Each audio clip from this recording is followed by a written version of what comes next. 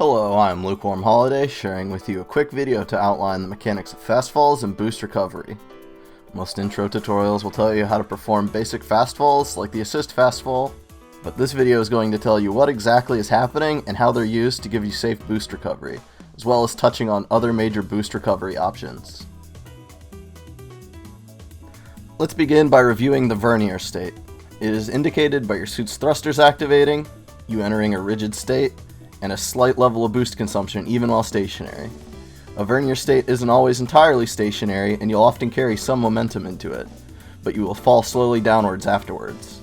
Many attacks and assists enter this state, but it's critical to remind you that firing a main weapon out of angle also triggers this state.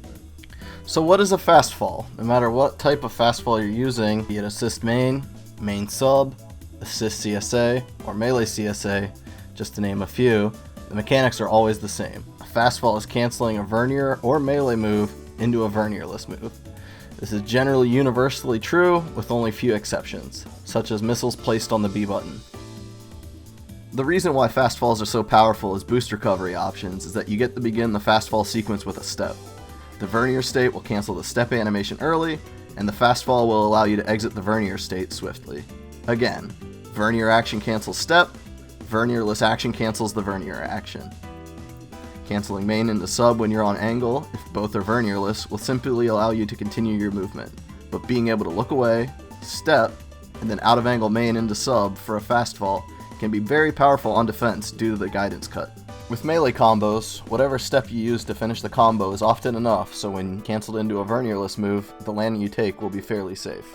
The potency of fastfalls is typically much higher the closer you are to the ground when you perform them. The closer to the ground you are, the closer your opponent is required to be for a punish, as there is less time between the guidance cut and your boost recovery. Note that these advantages are greatly diminished if you land in overheat, so you shouldn't treat them as a get out of jail free card. There are other reasons to use fastfalls, such as repositioning though. As an example, against opponents trying to melee you, fastfalling from a high up altitude can be very effective. Many melee moves have the landing property, where as long as the melee touches the ground, your character will be treated as if they're on the ground, allowing you to do a grounded step. A grounded step gives very fast boost recovery because right as the step ends, you're stationary on the ground for an instant refill, so the time between guidance cut and boost recovery is extremely low. This technique does not work when you step into overheat, as you're forced off the ground, and then have to re-impact the ground, then wait for landing recovery. This is still often better than an overheat landing with no guidance cut, but it's not desirable. However, you can use a move like Zeong BC or Blue Destiny sub after an overheated grounded step to instantly recover boost, as it will force you back onto the ground as well as treating you as stationary, refilling boost instantly. Many ground running suits have access to these types of move as well to perform break cancels, which operate on the same underlying principle. However, some just rainbow step out of grounded melee moves like Dog and Nobel to abuse grounded steps. Some suits have a special kind of boost recovery that is performed by impacting the ground while firing an attack during a special state. This special state skips the landing animation and landing recovery entirely, placing you stationary on the ground, which we've learned is an instant boost refill.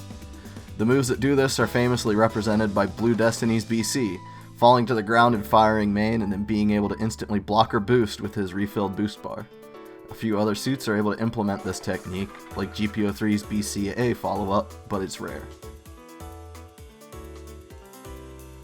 The last movement trick I'm going to cover is probably going to be the most difficult to wrap your head around.